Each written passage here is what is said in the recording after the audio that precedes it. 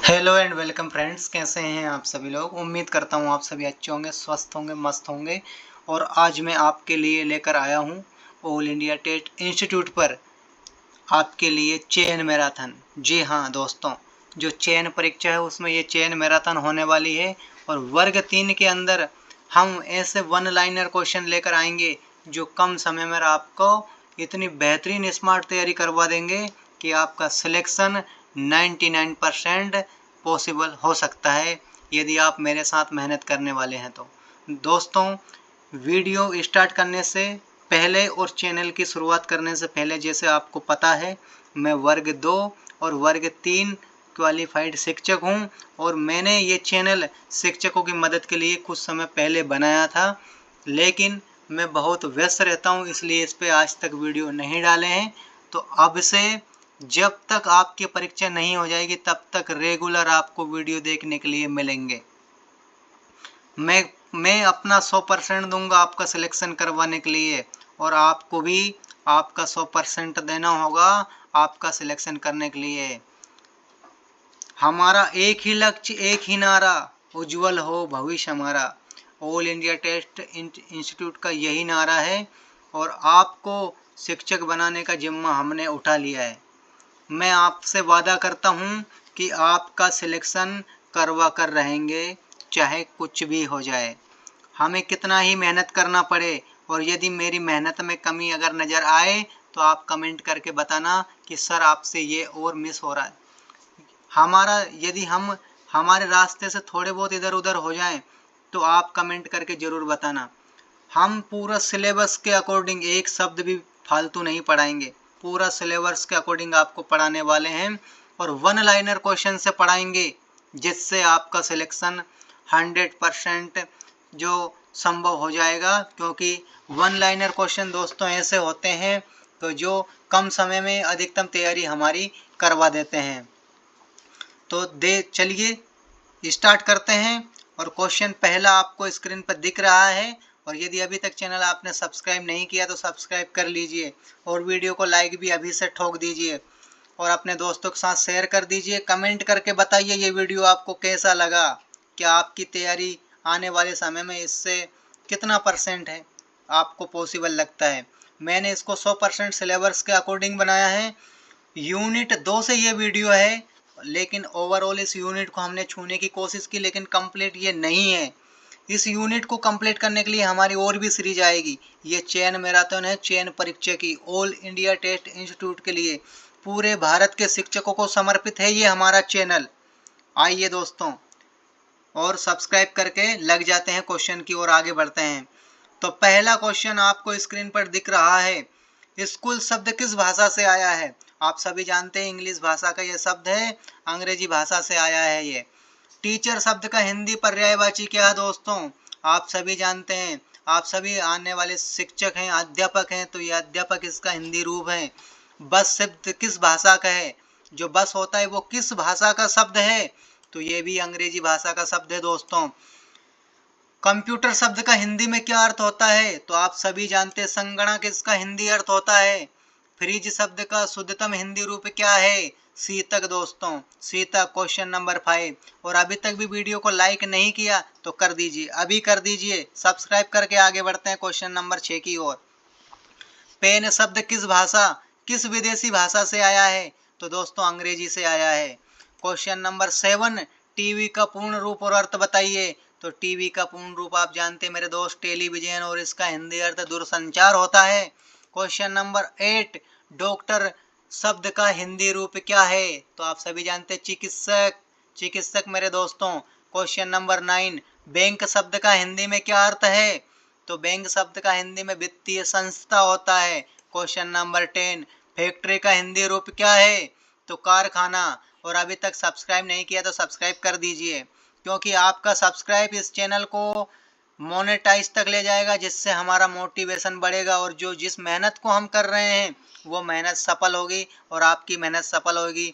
मेरे दोस्तों, इस दुनिया की कुल ऊर्जा नियत होती है, ना तो ऊर्जा को उत्पन्न किया जा सकता है ना ऊर्जा को नष्ट किया जा सकता है। हम दूसरे लोगों को सफल करेंगे तो हम भी सफल होंगे। यदि आप सब्सक्राइब करोगे तो मैं सफल होऊंगा, और मैं सफल यदि आपको करूंगा तो मेरा चैनल भी सफल होगा, मैं भी सफल होऊंगा। और इस जो यात्रा है ऑल इंडिया टेस्ट इंस्टीट्यूट, जो पूरे देश के शिक्षकों को हमने जिम्मा उठाया है, वो हम निश्चित रूप से कहीं ना कहीं साकार करके ही दम लेंगे, चाहे हमें कितनी भी मेहनत क्यों ना करना पड़ जाए। क्वेश्चन नंबर 11, मोबाइल का हिंदी रूप क्या है? तो जैसे आप सभी जानते हैं, चल दूरभाष होता है, जो चलता फिरता ये दूरभाष है, इसको चल दूरभाष हिंदी में बोलते हैं। ये पूरे ESV में पूछे जाने वाले क्वेश्चन हैं, उसी पैटर्न के हैं। कहीं यदि इसमें आगे आने वाले क्वेश्चनों में मिसप्रिंट निकल जाए तो घबराना नहीं है दोस्तों, हम उसको आने वाले PPTs में क्लियर करने वाले हैं। रिसेप्शन शब्द का हिंदी अर्थ क्या है? तो स्वागत कक्ष मेरे दोस्तों। क्वेश्चन नंबर 13, ब्रेकफास्ट का हिंदी रूप क्या है? तो प्रातःआहार। क्वेश्चन नंबर 14, रेडियो शब्द किस भाषा से लिया गया है? अंग्रेजी भाषा से। क्वेश्चन नंबर 15, साइकिल का हिंदी रूप क्या है? तो द्विचक्र वाहन, दो पहिए का वाहन। पार्लर शब्द का हिंदी अर्थ क्या है? तो साज सज्जा कक्ष मेरे दोस्तों। क्वेश्चन नंबर 17, कैमरा किस भाषा का शब्द है? अंग्रेजी भाषा का मेरे दोस्तों। क्वेश्चन नंबर 18, इंटरनेट का हिंदी अर्थ क्या है? तो अंतरजाल। और अभी तक आपने सब्सक्राइब नहीं किया है तो कर दीजिए, मैं बार बार याद दिला रहा हूँ, बेल आइकन को दबा लीजिए, लाइक कर दीजिए और एक प्यारा सा कमेंट ठोक दीजिए। होटल शब्द का हिंदी रूप क्या है? तो होटल शब्द का विश्राम गृह है। प्लेन शब्द का हिंदी में क्या अर्थ है दोस्तों? तो प्लेन शब्द का विमान होता है मेरे दोस्तों।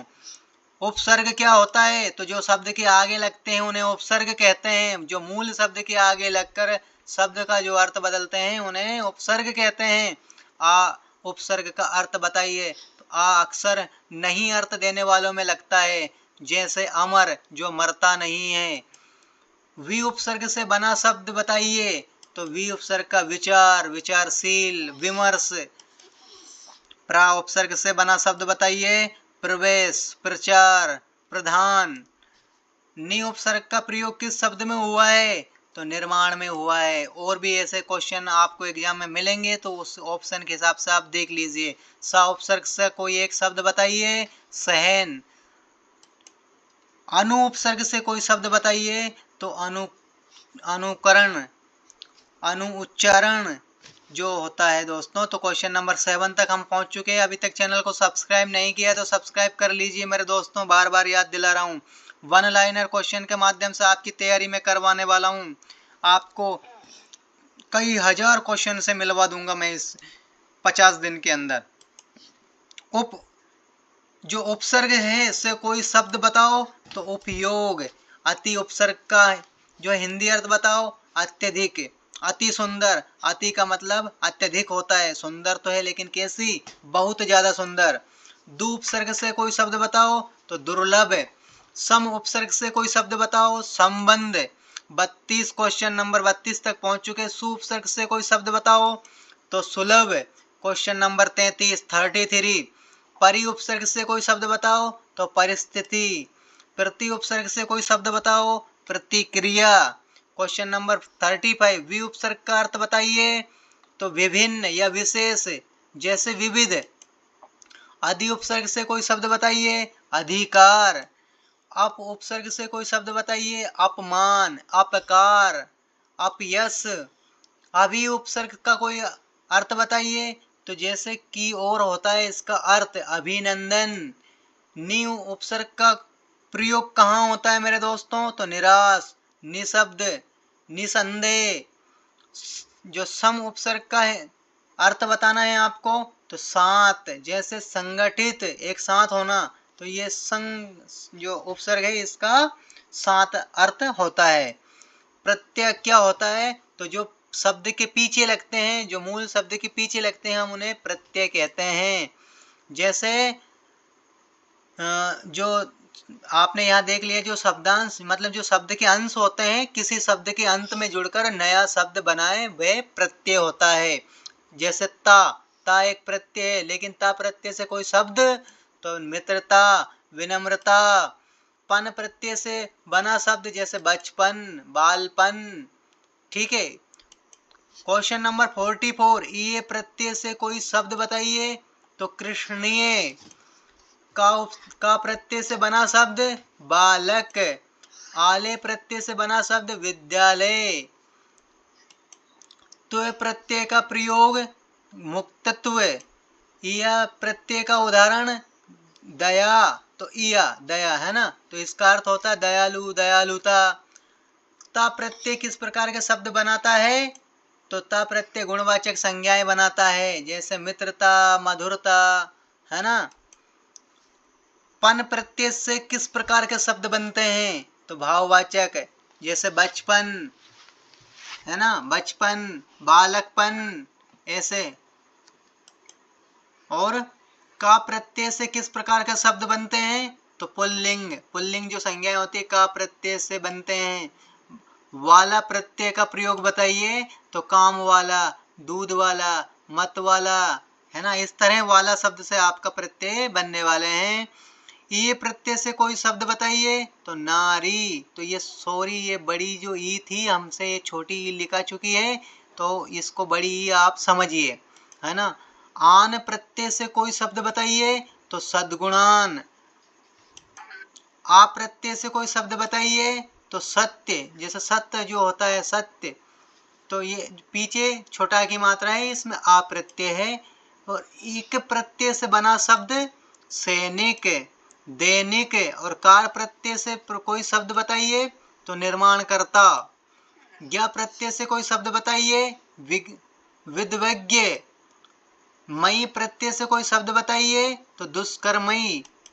धारी प्रत्यय से कोई शब्द बताइए। शास्त्रधारी। समास शब्द, जो समास है वो क्या है। तो दो या दो से अधिक शब्दों का संक्षिप्त रूप समास कहलाता है। द्वंद्व समास किसे कहते हैं, जिसमें दोनों पद प्रधान हो। राम लक्ष्मण, माता पिता, भाई बहन, इस तरह। पति पत्नी। तत्पुरुष समास का उदाहरण बताइए। तो राजा पुत्र, राजपुत्र, राजा का पुत्र। कर्मधारय समास का उदाहरण है। तो नील कमल, कमल तो है लेकिन कैसा है, नीला, जिसमें किसी की विशेषता बताई जाती है। बहुब्री समास का अर्थ बताइए। तो जो स्वयं प्रधान न हो लेकिन किसी और को प्रदान कर दे, जैसे चक्रपाणी, है ना। जो चक्रपाणी कौन होता है, विष्णु भगवान। ये खुद कुछ नहीं है लेकिन दूसरे और की इशारा कर दिया इसने। अव्ययभाव समास का उदाहरण, इसमें अव्यय होते हैं, उपसर्ग का मतलब होता है, जिसमें उपसर्ग लगे रहते हैं उन्हें अव्यय कहते हैं, और वह अव्ययभाव समास बनाते हैं। सपरिवार, परिवार में सा लग गया, अव्ययभाव समास हो चुका है इसका। क्वेश्चन नंबर 67, अभी मिनट हुए हैं इसको वीडियो को चलते चलते 12-13, और हम 67 तक पहुंच चुके हैं। इस तरह कम टाइम में ज़्यादा क्वेश्चनों की तैयारी होते हैं वन लाइनर क्वेश्चनों से, तो इसलिए इस चैनल को सब्सक्राइब आपको कर ही लेना है। समास के कितने भेद हैं। तो समास के मुख्यतः 5 भेद हैं, वैसे 6 भेद हैं। यदि 6 आपको क्वेश्चन में नहीं मिला है तो आपको 5 कर देना। कौन कौन से, द्वंद्व, द्विगु, तत्पुरुष, कर्मधारय और बहुब्री। ठीक है दोस्तों। तो द्विविक समास का उदाहरण कौन सा है, द्विगु समास है। ये थोड़ा सा वाई इसमें लिखाने में मिस्टेक हो चुकी है, लेकिन इसी तरह लिखा हुआ आपको मिलने वाला है। त्रिलोकी, जिसमें गिनती वाले गिनने योग्य संख्या चलती है, हम उसको द्विगु समास कहते हैं। जलपान में कौन सा समय समास है, तत्पुरुष समास, जल का पान करना। राजमार्ग में कौन सा समास है, तत्पुरुष समास, राजा का मार्ग या राज्य का मार्ग। चक्रधर में कौन सा समास है, तो जो चक्र को धरने वाला, बहुब्री समास। दिन रात में कौन सा समास है, तो द्वंद्व समास। दसमुख में कौन सा समास है, तो ये वैसे द्विगु समास होना चाहिए था लेकिन ये यहाँ बहुब्री समास है। और सॉरी, यदि बहुब्री ना मिले तो आपको द्विगु लगाना है, और द्विगु ना मिले तो बहुब्री, दोनों एक साथ कभी नहीं होंगे। क्वेश्चन नंबर 74, सुख दुख में कौन सा समास है, तो द्वंद्व समास है, सुख और दुख। 75, गौतम बुद्ध में कौन सा समास है, तो कर्मधारय समास है। हरिदास में कौन सा समास है, तो हरि का दास, तत्पुरुष समास है। विश्वनाथ में कौन सा समास है, तो विश्व का नाथ मतलब में दीनानाथ, भगवान की बात चल रही है, बहुब्री समास हो जाएगा इसमें। जनपद में कौन सा समास है, तो इसमें ये द्विगु समास, इसमें गलत छप गया, तत्पुरुष समास है। जो लोगों का पद, जनपद मतलब लोगों का पद है। अध्यक्ष में कौन सा समास है दोस्तों? तो तत्पुरुष समास है। सप्तऋषि में कौन सा समास है? द्विगु समास है। संख्यावाचक शब्द आगे दिख रहा है आपका। तो कारक किसे कहते हैं? तो क्रिया और संज्ञा सर्वनाम का संबंध बताने वाले चिन्ह कारक कहलाते हैं। कर्म कारक क्या है? तो जिस पर क्रिया का प्रभाव पड़े वो कर्म कारक होता है। जिस पे क्रिया का प्रभाव पड़े वो कर्म कारक होता है। कर्ता कारक क्या है? जिस पे कर्ता जो क्रिया करता है वो कर्ता होता है। करण कारक क्या है? तो करण कारक जिसके द्वारा काम होता है। संप्रदान कारक क्या होता है? जिसके लिए काम होता है। और अपादान कारक क्या है? जहां से क्रिया की गति शुरू होती है। जैसे पेड़ से पत्ता अलग होता है लेकिन गतिशील होता है वो, तो इस तरह ये अपादान कारक होता है। इनमें कंफ्यूज आपको नहीं होना है। कहीं भी यदि आपको कंफ्यूजन नजर आए तो वीडियो को आप पीछे कर सकते हैं, एक बार दोबारा से देख सकते हैं। तो इस तरह रिवर्स कर करके आप इसको देख सकते हैं। संबंध कारक क्या है? तो जो दो संज्ञाओं का संबंध दिखाता वो संबंध कारक होता है। अधिकरण कारक क्या होता है? जहां पर कार्य होता है। से किस कारक का चिन्ह है? तो जैसे आप जानते हैं करण और अपादान ये दो जो कारक होते हैं, इन दो से का वास्ता होता है, संबंध होता है। को किस कारक का चिन्ह है? तो ये कर्म कारक का चिन्ह है, जिसे कर्म कारक का चिन्ह है। और इसे अपादान से ये जो संप्रदान लिखा हुआ है ये मिसप्रिंट है। तो 91 का की के किस कारक के चिन्ह है? तो ये संबंध कारक के चिन्ह है। मैं किस कारक का चिन्ह है? तो ये अधिकरण का है दोस्तों। क्वेश्चन नंबर 93 ने किस कारक का चिन्ह है? तो ने कर्ता ने कर्म को, तो कर्ता वाला कारक का है ये। पर किस कारक का चिन्ह है? तो पर अधिकरण का है। मैं पर पे ये जैसे होता है। और के लिए किस कारक का चिन्ह है? तो कर संप्रदान, ये ठीक वाला है के लिए। से दो कारकों में से जैसे से जो है वो दो कारकों में से कैसे भिन्न होता है? तो करण में साधन होता है और अपादान में दूरी होती है। जैसे से अलग होने का अर्थ में अपादान होता है और से के द्वारा करण में होता है। करण में जो ऐसे आप पढ़ते हैं तो यहाँ से के द्वारा और अपादान में से अलग होने का, लेकिन आता दोनों में से है। तो दोनों में भिन्न इस तरह है, दोनों दो कारकों में। मैंने किताब पढ़ी, इसमें कौन सा समास है? तो कर्ता है इसमें, कर्ता ने, तो कर्ता कारक है इसमें। बच्चों के लिए दूध लाया, कौन सा कारक है? तो संप्रदान, बच्चों के लिए संप्रदान कारक है, दूसरों के लिए प्रदान कर रहे हैं हम। तो 99 क्वेश्चन है, कलम से लिखा कौन सा कारक है? कलम से लिखा, तो से के द्वारा, तो करण कारक हो गया, है ना। और 100वां क्वेश्चन, वह घर से निकला, कौन सा कारक है? तो वह घर से निकला अपादान कारक, से अलग होने के अर्थ में, तो ये अपादान कारक हो चुका है। तो इस तरह दोस्तों देखिए, मिनट अभी 18 हुए हैं इस वीडियो को चलते हुए और आपके 100 क्वेश्चन पूरे हो चुके हैं। आने वाले वीडियोज में हम लगातार आपके हर बिंदु, हर टॉपिक को गहराई से छुएंगे, आपका सिलेक्शन करवा कर ही दम लेंगे। तो मिलते हैं नेक्स्ट वीडियो में। लेकिन अभी तक आपने चैनल सब्सक्राइब नहीं किया तो सब्सक्राइब कर दीजिए। और क्या राय है आपकी इस पहले वीडियो के, कमेंट करके जरूर बताइए। मिलते हैं अगले वीडियो में, तब तक के लिए जय हिंद, वंदे मातरम।